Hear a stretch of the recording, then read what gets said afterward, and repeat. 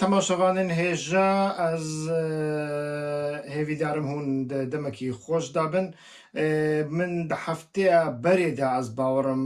سۆزدا بوو و vê carê vê înê li ser Îranê zêdetir biaxivim û analîzekî taybet bikim li ser rewşa Îranê berastî gelekî pêwîst e gelekî giring e yanî ne tenê girêdayî bûyerên Hewlêrê bûyerên dinê jî hene û demê pêş Îran bervekû diçe berastî jî em nizanin û Îran dewleteke ku ji nêzik ve meseleya Kurd, gelê Kurd û Rojhilata Navîn û heta meseleya dîmokrasiya û guhortinên li herêmê û li cîhanê jî henekî dikare rol bibîne. Loma jî min bi pêwîst ez vê carê li ser Îranê biaxivim beriya ku ez dest bi axaftinê xwe bikim ez car din recayê li we dikim ew kanala minî YouTubeê nû ye hewl bidin abone bikin subscribe bikin tenê deqeyekî ji wextê we dibe û bi wî rengî jî heger ku hûn bikarin van vîdyoyane ji dost û hevalê xwe re bişînin ji bo ku ew kanal nû ye hê jî nayê naskirin ez gelekî spasiya we dikim. Her wekî min got guhortinên gelekî giring li holê dane yani meseleya enerjî li Rojhilata Navîn yani ne Rojhilata Navîn tenê li cîhanê de şer hem şerê jeopolitîk e ew şerê Ukraynayê hem jî şerê enerjiyê ye û bandora wî li ser herêma me dibe ji bo ku herêma me hem Kurdistan yani Kurdistana Başûr Kurdistana Iraqê di warê enerjî de gelekî zengîn e û hikûmetekî Kurdî heye li wir û ew hikûmet destûrî ye û hem jî Îran rolekî wî enerjiyekî wî zêde heye û rolekî wî di nava enerjî de heye û yek ji welatên herî bihêz ya Rojhilata Navîn e hem jî Tirkiye xetê enerjiyê têda derbas dibe. û li Sûriya jî hûn dizanin li Dêrezûrê çi qasî gaz û enerjî heye ew jî di destê hêzekî Kurdî de ye. Yani vana hemiyan mirov bîne berhev berastî tiştên ecayîb lê çêdibin. Di vê bernameyê de her wiha em behsa dû kesayetiyên giring dikin ku çarşemeya bûrî de yani dûna pêr ji aliyê Îranê ve hatin azadkirin. Ev kes berê bi ajantî dihatin û bi provokatîv û ajantî dihatin naskirin her yek ji wan e cezayê wanê 6 sal û 10 sal li ser wan de hebû û ew kes hem bi eslê xwe Îranî ne hem jî nasnameya wan yani pasportê wanî İngilîz Brîtanî heye û li Brîtanya dijîn. Yek ji wan e jî nazenîn Zagrî ku rîporterê BBC bû li Îranê hat girtin û beriya ku cezayê temam bibin me dît carekî hat serbestkirin û ya dinê jî Enûşa Aşûrî bû. Ew jî sedî sed bi ajantiyê hatiye tawanbarkirin û cezeya wî 10 sal bûn. 10 sal bûn. Lê her du kes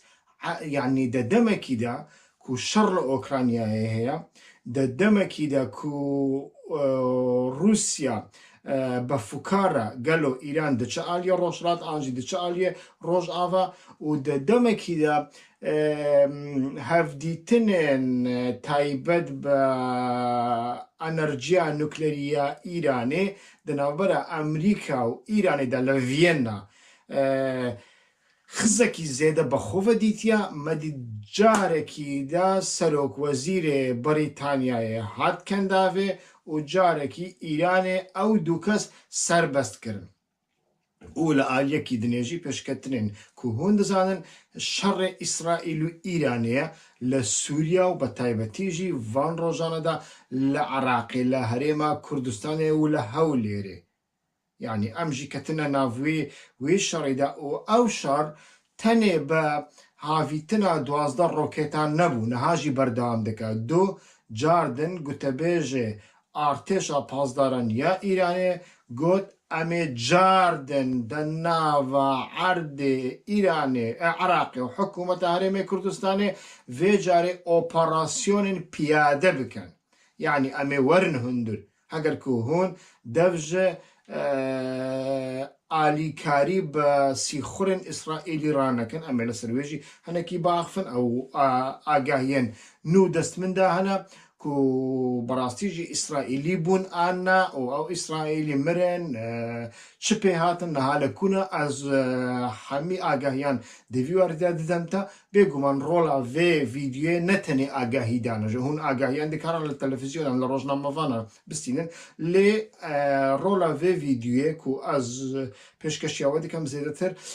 نرخاندن و شڕۆڤەکردن و ئانالیزە و ئەم لە جەم میدیایان دنێ بە تایبەتیژی میدیای کوردی ئەم کێم دەبینن ئەم لە سەرڤانە هەمیان داخفن و بە تایبەتیژی ئارمانجەمە ئەوە باندۆرا ڤان هەمی پێشکەتنان لەسەر کوردستانی چاوایە ئەم هەنێکی vەگەڕێن سەر مەسەلەیە نوکلەری یا ئیرانێش بۆی کەسین کو vê حکایەتی نزانن یعنی دەمەکی درێژە ئیران دەبێژە مادەم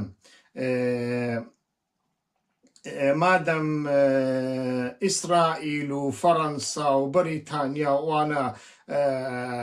ئەنەرجیێوانی نوکلەری هەیە ئەژی حەقێ من هەیە ئەنەرجیان نوکلەری پێش بخەم و پێش خست و دەمەکیدا بە تایبەتێژی دەماک و ئۆباما باراک ئۆباما هات سەردەسەڵاتداریەک و ئەو سەرۆکێ ئەمریکایان و بایدن ئالیگرێوی بوو وێ دەمێ ئیدی گەنگەشە زێدەتر بوون دەناوبەرە ڕۆژ ئاوا و ئیرانێدا دەناوبەرە ئەمریکا و ئیرانێدا ئیران دەگوت ئەز vêyekê bi armancekî sivîl ji bo enerjiyê ji bo elektrîk û karûbayê encam didim û Amerîka û İsraîl û welatên dinê jî ya Rojavayê digotin îran dixwaze çekê nuklerî bi dest bîne bi wê rengî bû û dawiye Obama kevrek li ser dîna got ئەندێ ئەس دێ ئابلۆخێن ئابووری یا تون بخەم سەر ئیرانێ ئەنجی ئەزێ بە ئیرانێرا لە هەف بکەم دەداوێدا لە هەفکردن و بە ئاڤایەکی کۆنتڕۆلکری ڕێکدان و ئیران بە مەبەستێکی سڤیل و ئاشتی خوازانە ئەنەرجیا خۆ زەنگین بکە ئۆرانیۆم زەنگین بکە بەوێ ڕەنگی مەسەلە ئەو بوو هەتاکو و دۆناڵد ترامپ هات سەر دەسەڵاتداریە گاڤک و دۆناڵد ترامپ هات سەر دەسەڵاتداریە لە 2018دا ئەv پەیمانە ناوبەرە ئەمریکا و ئیرانی خرا کرد لە گۆڕی خەتی ئیسرائیلە چوش بگو ئیسرائیل ژوێ پەیمانێ قەت ڕۆژێکی مەمنون نەبوو هەرگاف دگوت ئیران ئەمریکا خاپاندیە ئیران هەم دکارە چەکێ نوکلەری بەدەست بێنە هەمژی دکارێ پترۆلا خۆ و گازێ خۆ بفرۆشێ تەکلیەن خۆ یا ئابووری بە جیهانێرا بە ئەوڕۆپارە باش بکە بە وێڕەنگی دۆناڵد ترامپ ئەڤ یەک خرا کرد و گاڤک و خراکرد ئیران وێ دەمێ گوت ئۆکەی مادەم تو خرا دەکەی و ئەمبارگۆ دەخەی سەر من ئەژی وێ دەمێ لە دەرڤێ کۆنتڕۆلێ هەوڵ بدەم ئۆرانیۆما خۆ زەنگین بکەم دەمە شەڕێ ئۆکرانیایە یعنی بەریە شەڕژی ئەسڵەن گاڤک و جۆ بایدن و بەریتانیا دگوتن رووسیا دێ ئێرش بکە دێ ئێرش بکە دێ ئێرش بکە ئیستیخباراتێوان هەبوون وێ دەمێ ئیدی تەکلیەن خۆ بە ئیرانێ زێتر پێشخستن بە تایبەتیژی ئەو هەفدیتنا و لە ڤێنایە هەیە یعنی پشتی هاتنا بایدن بۆ سەردەسەڵاتداریە ئەو هەفدیتن حتاکوونەها بەردەوام هەنا و ئەو هەفدیتن هەنێکی عەجەلاتی بەخۆڕئانین عەجەلاتی بە ئاڤایەکی باڵکێش و لەوەیەکێ فکرین ئەم مەجبورن مەسەلەیە ئۆکرانیا بکەن بەهانە و بەوی ڕەنگی ئەمێ ئەنەرجیا رووسیایە لەسەر ئەوڕۆپایە ببڕن قوت بکەن و ڕێکێکی نوش بووی ئەنەرجیەش بووی ئەوڕۆپایە vەکەن یعنی ئارماژ ئەوەدا کۆ رووسیا نەکارە بە ئەنەرجیا خۆ بفرۆشە حتا نیکو ڕۆژێکی تەسلیم دەبە ئانجی بە ئەمریکارا بە بریتانیاڕا لە هەف دکە و ئارمان جێڤەیەکێژی هەنێکی دوورترە مە بەرێدا گوتیە ئارمان چینە یعنی ناخوازن رووسیا بە چینڕا ئیتیفاقان بکە دەخوازن هەریکەم هەگەر ئالیکاری ژنەکە بێئالی ببە دەوی شەڕیدا رووسیاژی پوتینها لە سەردەسەڵاتداریە خەونەکیوی ڤەگەڕاندنا یەکێتیا سۆڤیەت و حتا بەری وێژی هەیە و دخوازە بە تایبەتیژی ڕۆژهەڵاتە ئەوڕۆپای هەرێکی تەنگاف بکە باندۆرە خۆ لە سەرویدینە وەک دەما دەستپێکە یەکەتیا سۆڤێت و ستالیندا دخوازە سیاستێکی بەوی ڕەنگی هەیە و دە هەمان دەمەداژی دخوازە ئەمریکا وی وەک هێزە دووەمینە جیهانی قبول بکە وەک دەما سۆڤێت هەمی پرزیەکەن جیهانی پێرە گوتوبێژ بکە بە بێوی پرزیەکان چارەسەر نەکە ئەمریکا ژیڤەیەکی ناخوازە ئەمریکا دەبێژە ئەز هێزە یەکەمینم و دەناوبەرە ما ئەمێ دیموکرات و مافێ مرۆڤ ئەمێ ڕۆژئاوایی و هوونێ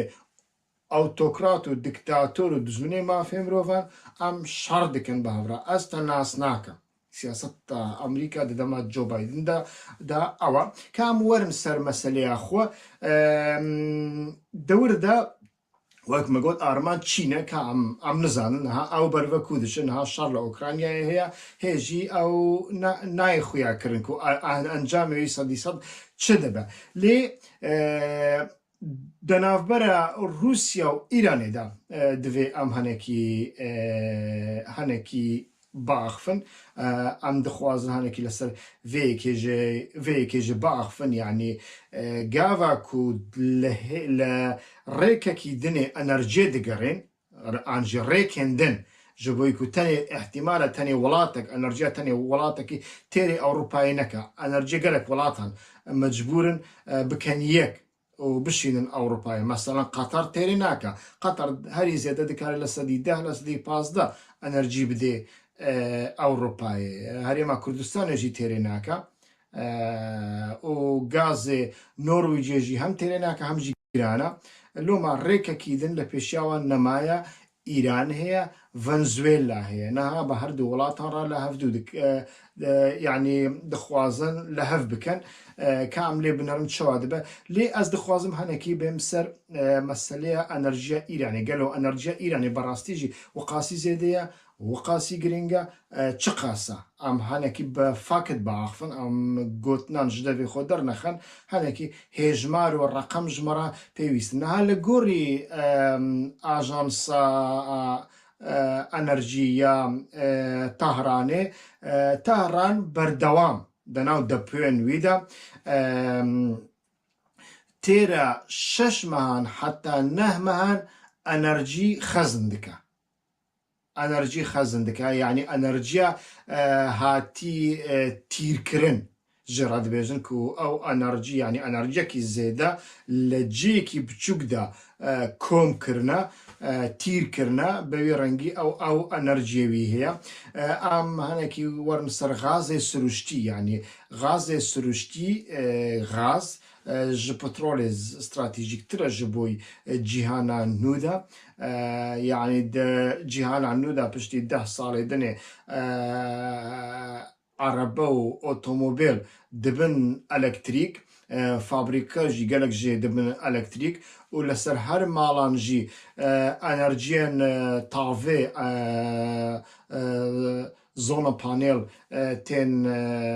li darxistin û li malan jî enerjî çêdibe herkes dikare enerjiya xwe bi xwe berhembînî li malan batarî dikirin batariyên giran û mezin dikirin û enerjî bi roj kom dikin li vê batariyê de xezin dikin kom dikin û bi şev jî an jî dema dinya sar dibe bekartînin lê dîsan jî yani ev guhortinên teknolojî ya sed sala bîst û yekemîn têrê nake dîsan jî hem kamyon hem jî keştî û em bêjin aracên deryayî û zeryayî hem hinek fabrîka mecbûrin bi gazê kar bikin gaz ciya petrola berê digire loma îran di vî warî de gelekî giring e kam lê binêrin rezerveya îranê çi qas rezerveya îranê rezerveya gazê milyarek û 201 milyon û 382 hezar kubîk e yani li astê cîhanê de hêza duwemîn e ew pir giring e yani ev hêjmar gelekî ji bo me giring e beremîna îranê li 10 milyon kubîk و لە ئاستی جیهانێدا ئەم دەکارین بێژین هێزە سێمین تێ ئیران بەوی ڕەنگی و مرۆڤ لێ دنەڕێ لەسەر دەوێت چارچەوەیدا دەناوبەرە ئیران و ئەمریکایە لە ڤێنایە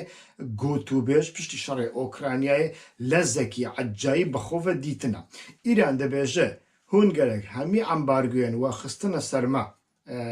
ڕابکەن ئەمریکاژی دەبێژە ئەم هەنەکان ڕادەکەن هەنەکان تێرن حتا دەمێ پێشدا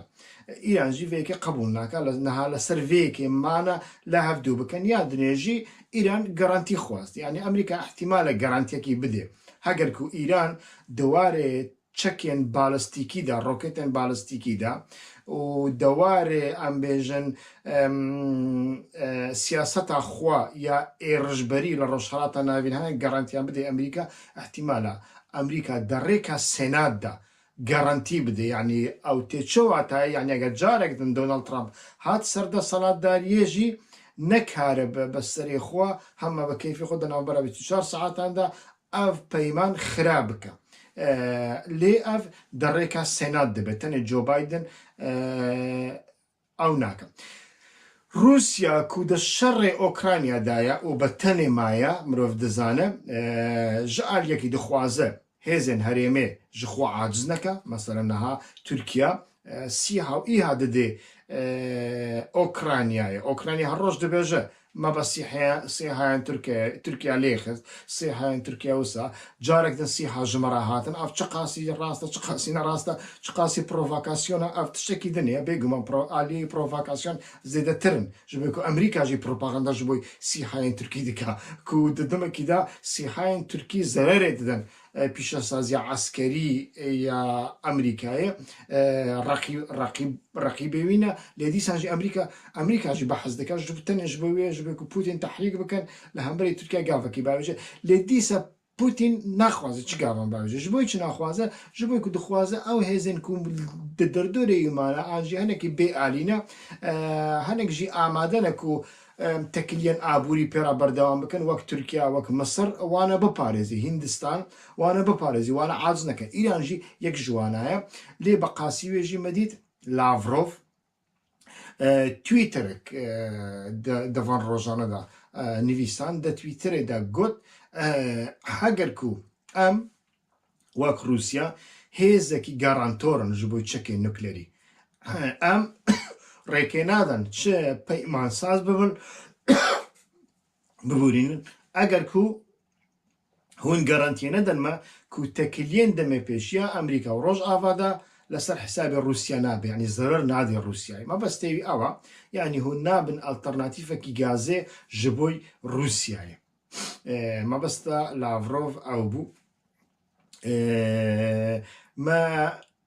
me dît divê demede yani mirov dikare çi fêm bike ji bo ku tekiliye Îranê û tekiliye Rûsyayê bi rastî jî qasî tekiliyekî zirav e mirov gerek henekî bi ziravî lê binêre yani Îran û Rûsya li aliyekî dostin lê li aliyekî dinê li her welatekî de siyasetekî wanî taybet ê hindek car ew siyaset bereva jî hevdûne mesela li Efrînê gava ku hêrişê ser Efrînê çêbû Rûsya گلۆپێ کەسێک ji Tirkiye ravekir asmanê xwe vekir jê re û lê Îran bereva jî alîkarî hêzên yepegê dikirin derman û çek û silah jî birin ber li gorî agahiyê min û hêz jî şand yani Hizbullah çû pazdar jî çûn lê gava ku Hizbullah û pazdar çûn Rûsya dîsa rêk dan balafirên F-16 ya Tirkiyeyê li Hizbullah û li pazdarên Îranê de ez bawerim zêtirî heftê kesê wan jî hatin kuştin di şerê Efrînê de yani ya hêzên Îranî li şerê dawiyê ya Qerebaxê de bi heman demî Rûsya zêdetir rêk û derî li pêşiya Azerbaycan vekir lê Îran بە قاسی و ئەزەربایجان هێزێکی شیعەیە ئالیکاری دەدا ئەرمەنیا و لە پشت ئەرمەنیا دەسەگنی حتاکو نەهاژی حتاکو ڕۆژە ئیرۆ سیاسەتاوان بەوێ ڕەنگیە و بەوێ ڕەنگیژی بەردەوام دکە لو ماجي مرۆڤ نەکارێت تەمامەن لە داخکەینین دیپلۆماسیدا تێکیلیەوان و حساسەتێوان باش فام بکە لێ مرۆڤ دکارە بەڕاستی هەنێک تشان بینێ نەها لە هەردوو تەلەڤیزیۆناندا هەر تەلەڤیزیۆن ڕۆژی تەلەڤیزیۆنە ئیرانیدا کەسێن کو تێن سەر تەلەڤیزیۆنێ ئانالیزێن سیاسی دەکەن ئەو کەسێن سەربەخۆنینە ژ بۆی کو ئەم دەزان لە ڕۆژهەڵاتان ناوین کەسێن سەربەخۆن نەکارن بێن سەر تەلەڤیزیۆنان ئانالیزێن وسا دوور و درێژان بکەن و بە تایبەتیژی پرزگێکە کو دەولەتی علاقەدار دکا تو بێ سەر تەلەڤیزیۆنە وێ دەولەتێ و تشتێکی دنێ بێژی نا کەسێن کو تێن سەر تەلەڤیزیۆنە ئیرانێ بە تایبەتی یا رووسیایژی ئانالیزان دەکەن نێرینێ دەولەتی دەبێژن یەک ژوانە من دیقەتا من شکاند محەممەد ماڕاندی بوو و شێورمەندێکی میدیایی ئیرانەیە گاوا کو لێ پرسین هەڵوێستاوە لە هەمبەری حساسیت ئیرانێدا حساسیت رووساییدا چیە دەیوارێدا ئەو وەسا بەرسیفدا لاڤرۆڤ لە ڕێکە تویتر تشتێک نویساندیە divê ew de kenalên cudatir de ji me re ziral bikin. Di heman demê de gotebêjê Wezareta Derve ya Îranî Saîd Katîbzade bû ez bawerim ew jî got li rêka medyada me peyama Lavrov bîstiye li rêka sosyal medyada me bîstiye em li hêviyê de kenalên dîplomasî de vê meseleyê ji me re zelal bikin. و ده همان دمه دا عینی کس سعید کاتیبزاده بناره گوتبیجی وزارت دروی ایرانیه یعنی وزیر بخونا وزیر زراف نزیک دبه دبیجه ام دیقتا ام ما يعني قافك وزير سرداني عبداللهیان سرداني موسكو يكر از باورم تشارده فيه فيبو وروسيا قوت ما garanti لإيراني قرتيا وزير برسيف ندا لي قوتبيجي وزارة الدرفي إيراني ديسا سعيد كاتيبزاده قوت نكي دني لريكا ميدياين إيراني دا قوت تو هولين دركي يعني چه هولين درفا نكارن پیشیا پیمانين مي آشتي خوازانه یا نوكلري بگرن يعني دور دا مساجك دا روسيا كنتو نكاري پیشیا ما ببي آستنگ كنگي ام بخوازن ام دكارن با امريكا را لسر مسألة نوكلري مسألة دنيجي لهف دو بكن يعني بيقومان ايران مسألة نوكلري دكي كارتك لهمبري مسألة انرجي ازي نوكلري اخو ريكي بدن هون كنترول بكن با آوايكي سنور دار او بكن يعني لغوري آرمانجي من ايران ناخ هگر نوکلریوی یا زنگینکری بگیجه آسته چکه نوکلریجی چکه نوکلری برهم ناینه و اعلان جیناکه ایران اسرائیل و امریکا را دبیجه بنارن هون گرک دیقت بکن هاگر که هون لگوری من گاف ناویجن دسته من دا انرژیا زنگین کری اورانیوم زنگین کری اورانیوم حاضر هي او از دکارم دنا برا دو سه هیوان دا چک نوکلری انجام بده لینها ناکا او نری نامنی شخصیه بگوما وی و کارتکی بکاردینی لهمبری امریکا جیلها براستی احتیاجیان به انرژیه براستیش احتیاجیان هگر که امریکا بخوازه شکست با روسیای بینه شکست بە رووسایی بینێ مەسلەیە ئەنەرژی گەلێکی گرنگە کۆڕێکێکی ژێرا ببینە هەروەکی مەگوت حوسێن ئەمیر عەبدوڵاییان چوو مۆسکۆیە و گوت مۆسکۆ گوت مە گەڕانتی گرتیە لێ ئەو گەڕانتی چییە چنیە ئەم هێژی ناوەڕۆکەوی نزانن ئەم ڤەگەڕێن سەر بابەتی خۆ ئیران و ئەمریکا هەگەر بگێژن پەیمانێکیژی بە ئاسانی نابندۆست زوو بە زوو نابندۆست یعنی ئەو دەمەکی درێژ دیسا دەخوازە و ئیرانژی ناخوازە هەمی تەکیلێنە خۆن و نەکارێ بە ڕۆژێک و دویان بە ساڵێک و دویانژی لە رووسیا و چینێ ببڕە تەکیلێنەوانی ئابووری و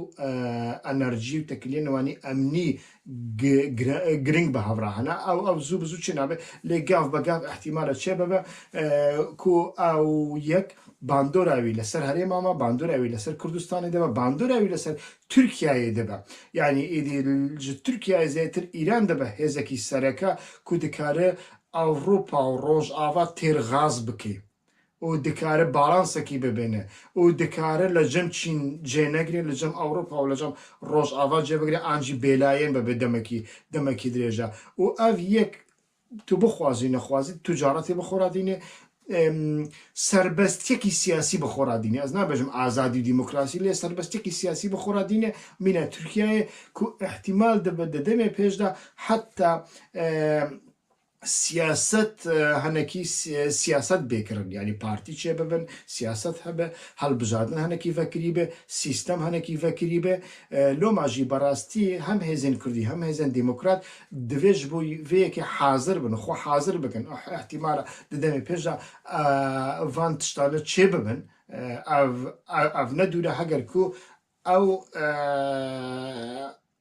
دواري ئەنەرژی و دواري ئەنەرژیە نوکلێریدا لە هەفکردن هەردوو هێز نەها ئیران ێڕشێکی سەر هەولێرێ کرد وەدیت ئەس ناخوازم بکەم vê دەتایی لێ هەنێک ئاگاهیان بدەموە ئاگاهیە هەری داویە مەگرتنە دیسان لە ماڵا شێخ باز و ئەو سوورەتە وەدیت هون دبینن ئەو قەسر و خانیە مەزن دەوردا هێزن ئیسرائیلی لە ورداژی هەبوونە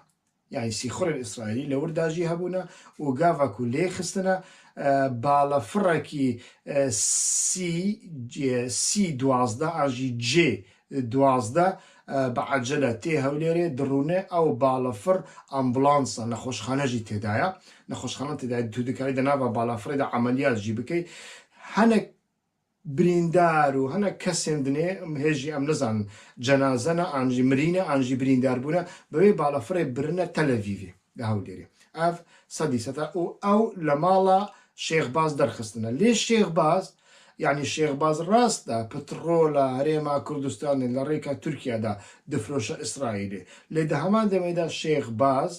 بەرپرسیارێ کۆمپانیای کارە کۆمپانیای کار دە هەمان دەمێدا بەرپرسیارێ بۆڕیە غازەیە کو لە چەمچەماڵ دەخوازن بشینە تورکیایە یعنی بەبێ عراقی ماڵا بارزانانی و نێچیروان دەخوازن ئەردۆغان دەخوازە بشینە تورکیایە و ئیران لە هەمبەر vەیەکێ پڕ ناڕەحەتە رووسیا ژی ناڕەحەتە ئیران ژی ناڕەحەتە یعنی رووسیا بەرێ داژیش خۆ بەریا بڕیارە دادگای فدرالی کۆنسۆلۆسا رووسیای من دە بەرنامەیە بەرێدا گوت کۆنسۆلۆسا رووسیای بافێڵ تاالبانی ڕوونیشتە و احتیمالێکی مەزن هەیە بافێڵ تاالبانی ژڕاگوتە بە ئەم بە پەدەکێرانینە دەوێت نقطێدا لێ پەدەکە بە سەری خودی کاری بڕیاران بدا ڕاستی جووسە ینی پەدەک کوردستان پەدەکە دەمەشینی یەنەکە و گۆڕان و هێزندنێ هایوان ژ بڕیارە نینە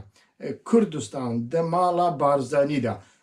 تێ ڕێڤە برن و دەناو ماڵا بارزانیدا سێ چار کەسن vەیەکێ دیکەن ژغەی وێ تشتێک نینە و ئەو مەسلەیەکی پڕپڕ مەترسیدارە حیساب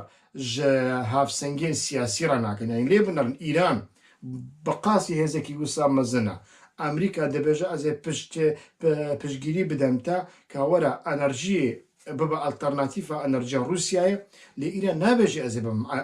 ئالتەرناتیف نێچیروان بارزانانی دچە تورکیایە هەیە لە تورکیای ڤەنەگەریایە دەبێژە ئەزێ ئەمێ دەناوبەرە چەمچەماڵ و سلۆپیدا بۆڕیا غازێڤەکەن لە تە قبول ناکەن یانی نە رووسیا قبول دکە نە ئیران قبول دکەین تووکی حکوومەتە عراقیشی قبول ناکە لە ڕێکە حکوومەتە عراقدا بکە لە ڕێکە سۆمۆدا بکە کەس شتەڕەت تشتێکی نابێژێ بەوێ ڕەنگی ئیدی دەماڵە یعنی شێخ باز ئەو کەسێک و لە ماڵەوی خستنە ئەو کەسێک و زەنگین ژنوشکی بە زەنگین بووە بێگومان دز مرۆڤ دکارە بێژە دوو فۆنکسیۆنێوی هەنا لە ئالیەکی مەسەلەیە غاز لە ئالێکی مەسەلەیە ئاریکاری بە ئیسرائیلیان ڕا تجارەت بە ئیسرائیلیان ڕا و بێگومان توجارەجی لە ڕۆژهاتە ناوین بەبێ سیخورتی و بەبێ کاری ئیستخباراتیژی گەلێک جارنا مەخابن نابە وەک ئەوروپای نینەوانە لە هەفتوو هاتبن جووداکرە یادنێ يعني وقت ما قلت تشتي هري جرينج دفردا مسألة أمريكا بو براستيجي يعني حتى نهاجي جدة في جو بايدن دا لسنة إرشا هونيري تشتك نهاتي قوتنك نهاتي قوتنك وأمريكا كريتشيا چه ضرر نگشتيما لجيما نخستنا لنابج لمتفقية ما خستنا لإسرائيل خستنا ويدمي يان أمريكا وإيران براستيجي دنا براوان دا تكلي پر پیشکتنا آنجی ئەمریکا بەڕاستیژی ji siyaseta İsraîlê narazî ye li Iraqê de ji bo ku ew siyaset jî nabe yanî dibin navê bazirganî de tu biçî qarargehan eskerî vekê dronan li Hewlêrê dînê û we bi wan dronana êrişê ser welatekî dinê bike yanî kes vêyekê qebûl nake Emerîka jî nekare vêyekê qebûl bike yanî Emerîka dizane Îran dê wê de bersîv bide hêz e yanî برسيف ديجي لوما جي يعني ما براسي او جي بالكيشا او جي سيجنال عند ديما شو ما قلت او دو كسين هات ايراني سر بس كرن سيجنال عند دي بريطانيا جبويكو هامولاتي بريطانيا جي بريطانيا را كار كرنا و كار دكن يك وك اجاني بريطانيا هات ناس كرن يادني جي ريبورتوري بي بي سي